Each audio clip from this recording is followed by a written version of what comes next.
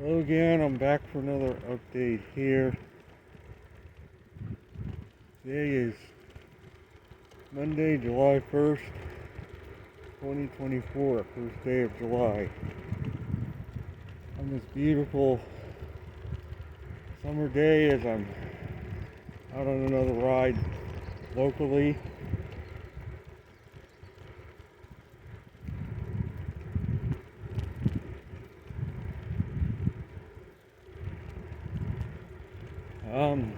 Yesterday was my last day of work. I am officially retired as of today.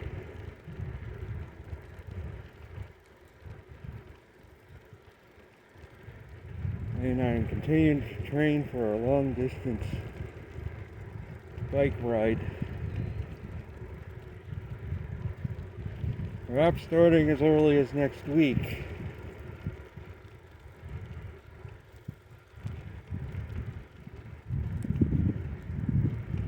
As I said, I'm not going to depart on this trip till after the 4th of July holiday.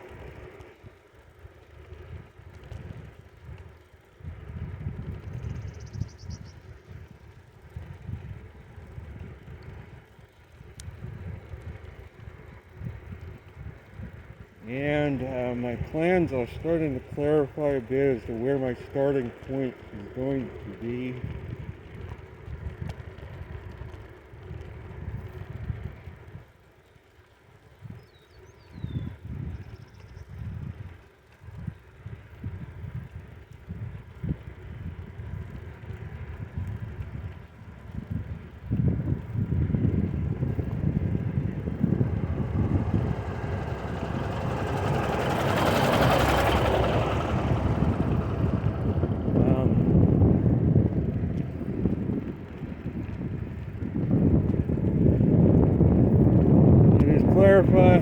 Beginning to clarify that I think I'm going to start my ride.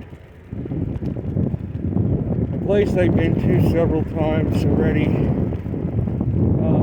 Ocracoke Island, Outer Banks, North Carolina.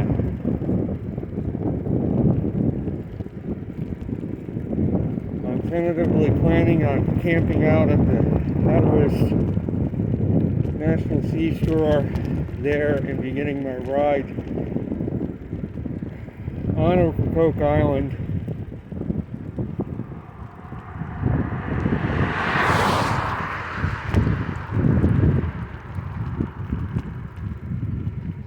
And if it's hot, it's hot. I will deal with it.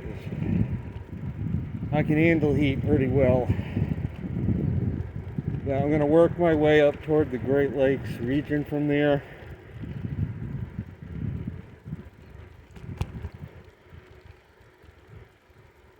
And head north and west. Back up through Virginia. I have two options. Either I can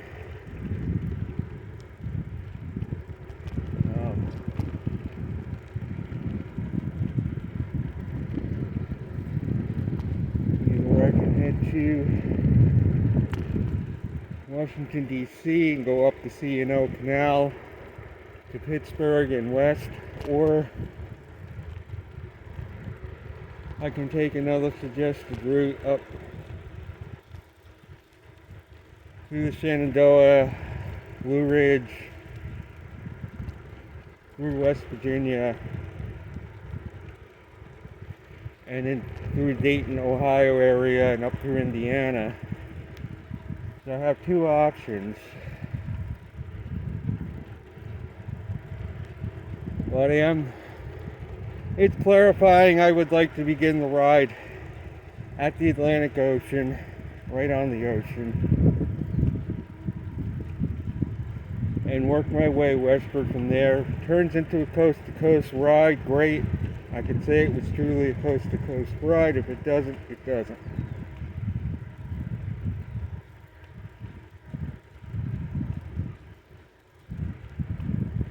But I think Ocracoke Island would be a wonderful place to start the ride. On the Outer Banks of North Carolina, near Hatteras.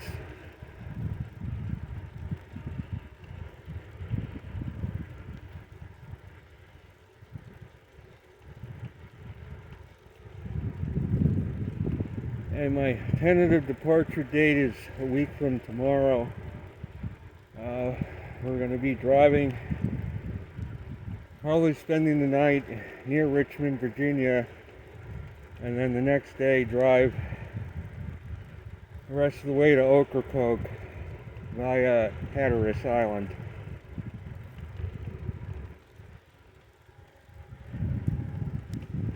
And then spend perhaps one full day at Ocracoke and depart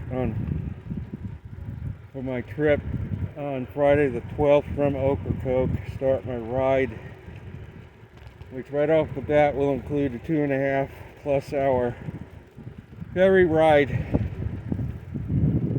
across Pamlico Sound to the mainland of North Carolina. That's where my ride will commence.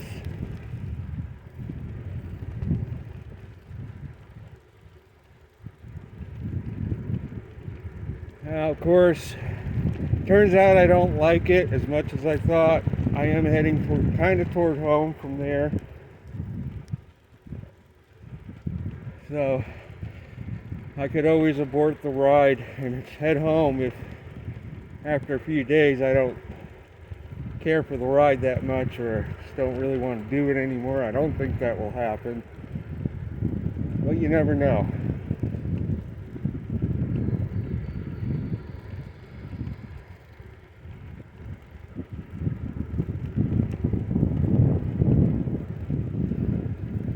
And I'm not sure yet which way I'm going to go, whether I go to DC and take the C&O canal path from there, or take a bit more southerly route across West Virginia.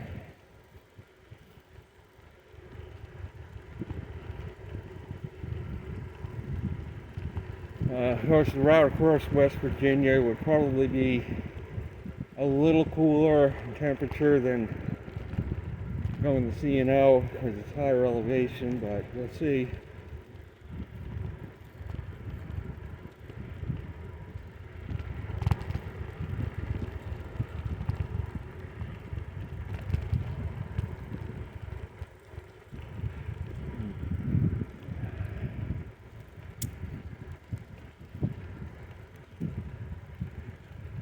So what I'm going to talk about today is Hurricane Beryl has developed into, according to the National Weather Service at least, a major hurricane. I know in my last video I had said it wasn't going to be a threat, but the storm far exceeded my expectations. A lot of other people's, not just mine. But I know I had predicted a below average season this year.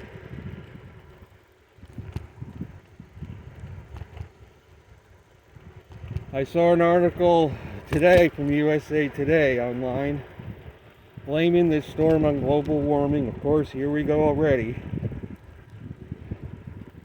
This hurricane's being blamed on global warming, man-made global warming, and that this is going to be the new norm. We're going to see hurricanes like this every year now. In June, supposedly it was the strongest, earliest hurricane on record in the Atlantic. On and on and on. This is just going to be something the global warmists are going to feed off of like carrion.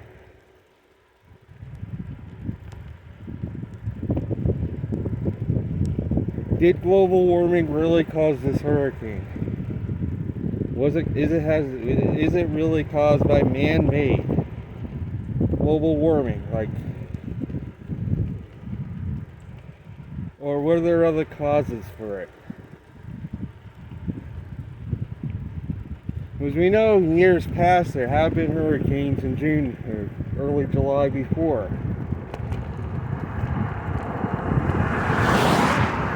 I mean, real natural hurricanes.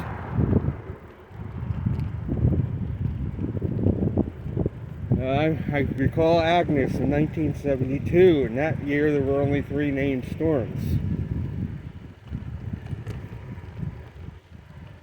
But one of them occurred in June. And it caused lots of damage, lots of flooding.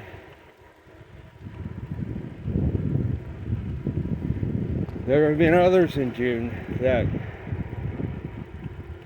were strong. So was this storm really a result of global warming? Man-made global, well, they call it climate change. I followed this disturbance. I watched it closely. I watched the images. I didn't expect it to turn into anything much because last year, same thing happened.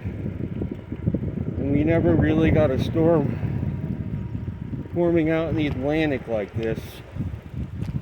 But what's different this year from last year? How come we got a storm this year? The difference between this year and last is we had all those solar storms a month and a half ago. The sun let out a burst of activity, a bunch of solar flares, and I've been asking the question, is that going to be enough? Is that going to put enough heat in the water to stave off the decline that I've been talking about for a few more years? You don't want to underestimate the power of the sun to replenish the heat in the oceans. Even though we're in a minimum overall going into one. Not only could it have put heat in the water, it could have put additional heat in the atmosphere itself as well. Enough so that when this disturbance got off the coast of Africa, there may have been just enough warm water in that section of the Atlantic so that if they bombed it enough with energy from satellites, the motor would get going. And it did. This is a perfect example of what I've been talking about, where normally you don't get hurricanes this early out in the open tropical Atlantic. They don't normally happen till the middle of August. This is a month and a half early.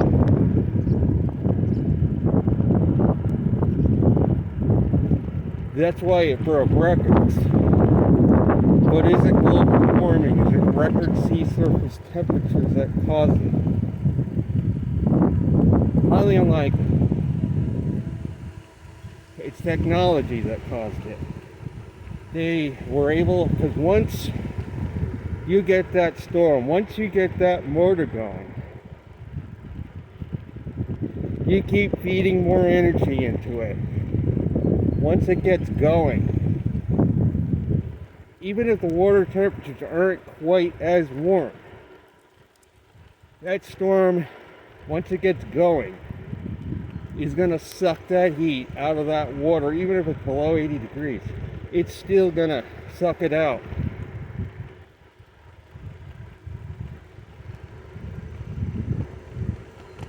And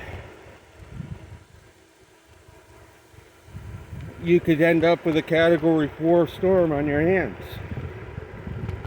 It doesn't take record warm ocean temperatures to do it.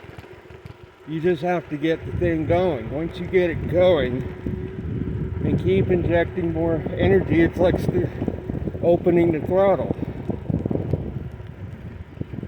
And those satellites, the technology is like the throttle. Once you get that motor going, you go full throttle.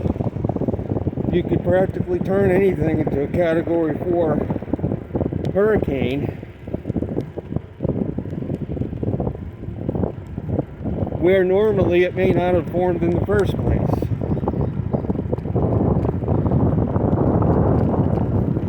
And their goal this year is they are going to try to turn every wave that comes off Africa into a Category 4 hurricane. They want a train of hurricanes, one after another, to plow across the Atlantic, hit the U.S., to convince any doubters that global warming, runaway global warming, has started to happen. It's going to be the new norm. That is their goal. They want to see every wave off Africa turn into a major hurricane. That's their dream come true.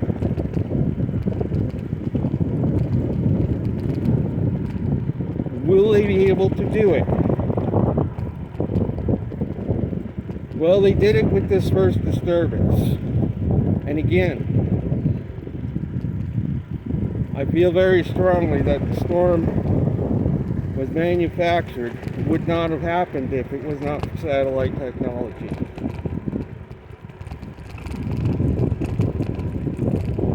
The other two named storms were jokes. They were named just to boost the numbers. They were not really tropical storms, especially this one we just had.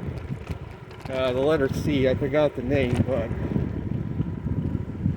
in the Bay of Campeche, they basically bombed the hell out of that disturbance with satellites and called it a tropical storm.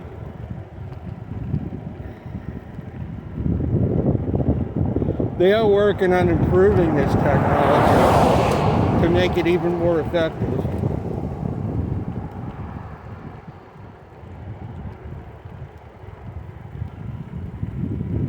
Is this still going to be a below average season? It depends on how much heat the sun has actually put back into that water from all those flares. Because that is ultimately why this hurricane happened. It had nothing to do with global warming and everything to do with recent solar activity, which perhaps did warm the planet a bit. All those solar flares in May is why we've been experiencing a little bit hotter of a summer than normal in recent weeks. It's because of all those flares. We haven't had a summer like this since 2012, and that was the last time we were in the last solar max. But still, this summer does not compare to 1988, 1980, the summers of the 30s, the 50s,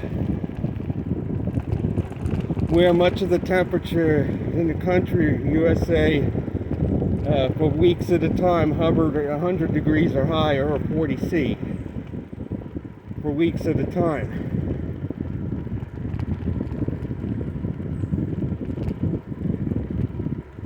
And I experienced in my lifetime summers of 1988 and 1980, and this summer doesn't hold a candle to either one of them. And of course, both of those summers happened during solar maxes that were considerably stronger than the one we have right now.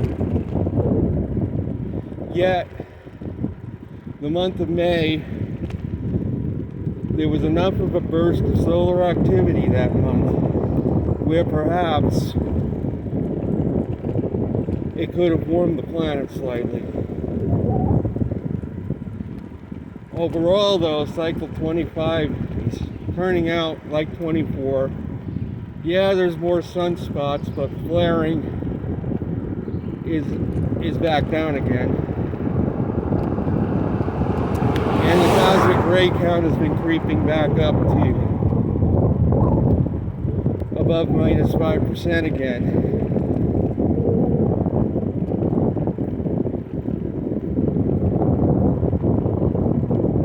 So is this maximum getting to wane? Time will tell. at most. It'll go on for another year or two. Will we get another month of activity like May? Probably not. That was probably the peak. But, you know, we can't say what the sun for sure is going to do next. But you could say it's a fair bet that May was probably a spike, and that may be the high point of 25, but we don't know 100% for sure.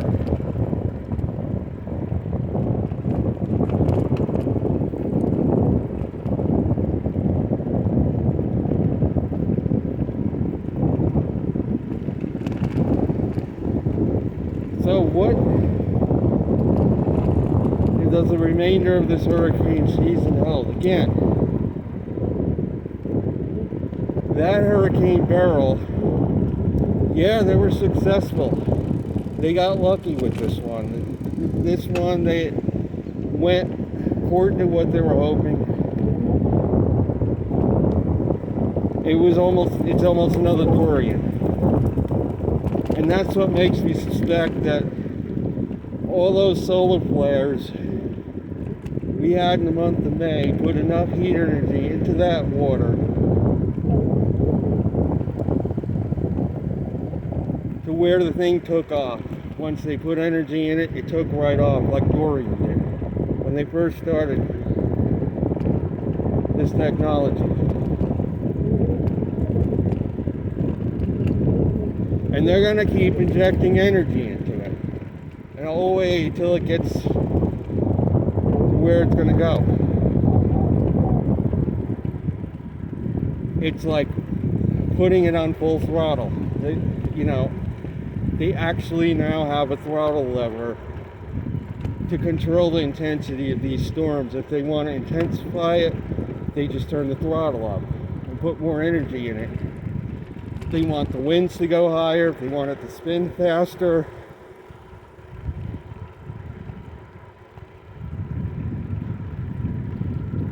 Are they going to be able to turn every wave off Africa into a Category 4 or 5 hurricane? Well, they're going to try to. I'm telling you, they're going to try to. They have their hand on the throttle right now. If they can get the motor going in these disturbances, they're going to go full throttle on them. They're trying to push this global warming agenda already with one hurricane. What's interesting, though, is the rest of the world, nothing is happening in the Pacific. There's been no typhoons.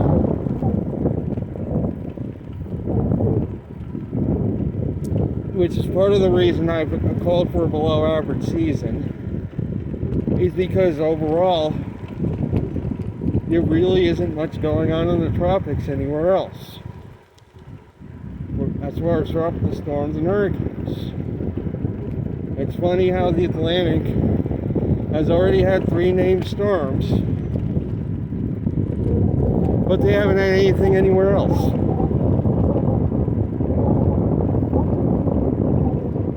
That's why I smell intervention, manipulation, because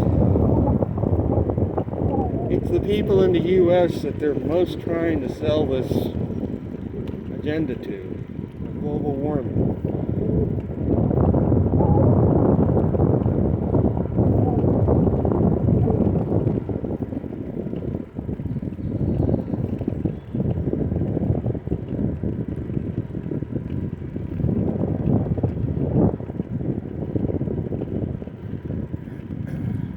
So, where's it going to go from here? There's a couple of more tropical waves out in the Atlantic, and I know the one behind Beryl, they're doing the same thing. They're trying to throw ether into it, so to speak, to get it to go. Their dream is to get this next one behind Beryl, turn it into another Category 5, and the one behind that. 2 more waves. What they're doing is They're throwing energy from satellites into these systems even before they clear the African coast. They're bombing them.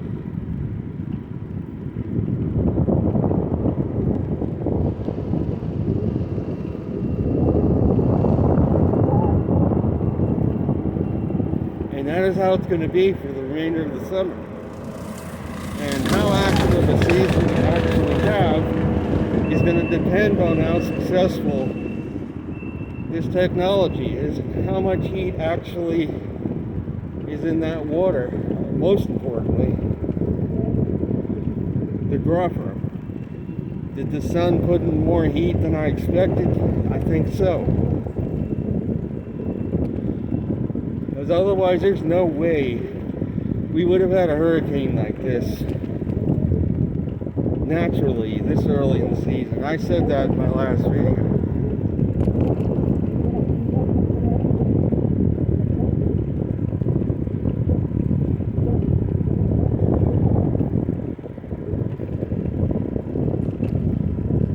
I feel though that it will only take one, perhaps two hurricanes to move through there, and the heat will be gone, and that will be it. The season will die.